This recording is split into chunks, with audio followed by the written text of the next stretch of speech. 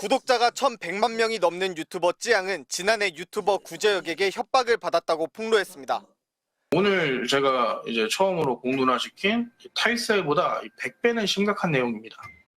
구제혁에게 찌양의 사생활 정보를 넘긴 사람은 찌양을 폭행하고 착취했던 전 남자친구의 변호사였습니다.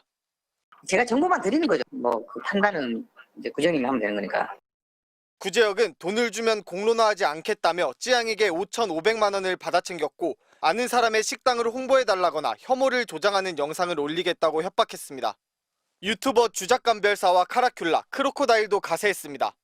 자신들을 온라인 견인차 공제회로 칭하며 찌양에 대한 정보를 주고받았고 돈을 뜯어낸 이후에 대처 방안까지 논의한 걸로 조사됐습니다. 법원은 이 가운데 우선 구제혁, 이준희 씨에게 공갈 혐의로 징역 3년을 선고하고 이 씨를 법정 구속했습니다. 재판부는 갈취한 금액이 적지 않고 피해 회복이 되지 않았다며 법정에서도 반성의 모습을 보이지 않았다고 밝혔습니다. 사건이 공개되자 오히려 찌양을 도운 것이라고 주장하면서 여론을 호도하려 했다고도 지적했습니다. 저는 찌양님에게 공갈 협박을 한 사실이 없습니다. 먼저 저에게 리스크 관리를 대한 용역을 부탁한 것은 찌양님 측이었고 협박에 가담한 주작감별사에겐 징역 1년에 집행유예 3년, 돈을 받아내라고 조언하고 방조한 카라큘라와 크로커다일에게도 유죄를 선고했습니다.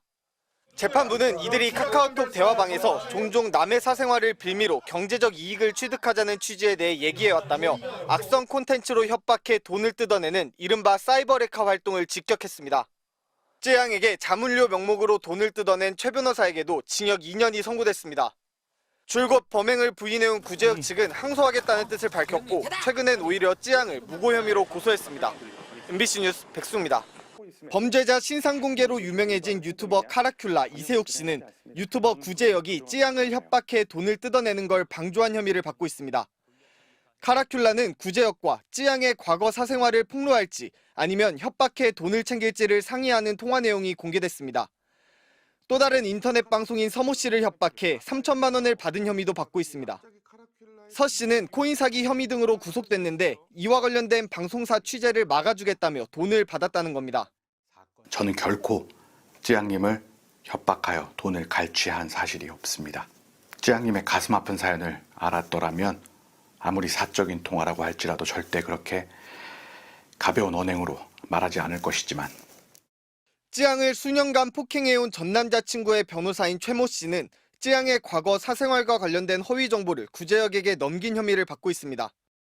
제가 정보만 드리는 거죠. 그 판단은 이제 구정님이 하면 되는 거니까. 최 변호사는 자신의 방향제 사업을 도와달라고 박 씨를 직접 협박한 혐의도 받고 있습니다. 제가 하는 제품 정원이가 한 번만 고기 먹고 주는데 버려줘. 그게 어려워요?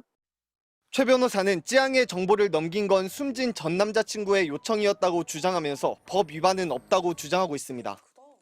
그러면서 남자친구의 유서를 근거로 들었지만 유서가 조작된 의혹까지 불거졌습니다. 검찰은 이들에게 지난달 30일 사전 구속영장을 청구했으며 영장심사 결과는 오늘 밤 나올 것으로 보입니다. MBC 뉴스 백수입니다.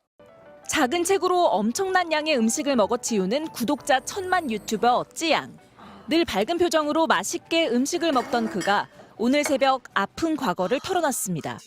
되게 엄청 많이 맞고 폭력적인 일들이 있었어요. 내려주자고 하니까 찍은 동영상이 있더라고요. 그거를 이제 유포하겠다고. 찌양은 전 남자친구의 협박으로 술집에서 일을 했고 술집을 그만두려 시작한 먹방의 수익도 전 남자친구가 가로챘다고 토로했습니다. 작은 글씨로 이렇게 되어 있는 하나하나가 전부 다 범죄 사실이고 못 받았던 정산금이 최소 40억 원이 넘는 상황이었거든요. 반복된 폭력과 협박에 형사 고소까지 제기했지만 전 남자친구의 죽음으로 사건이 종결됐습니다. 사실 제가 이 일이 나오면 방송을 그만둬야 되나 너무 죄송하고 진짜 얘기하고 싶지 않았었거든요. 묻어두고 싶던 과거를 스스로 공개한 건 한 유튜브 채널의 폭로 때문이었습니다.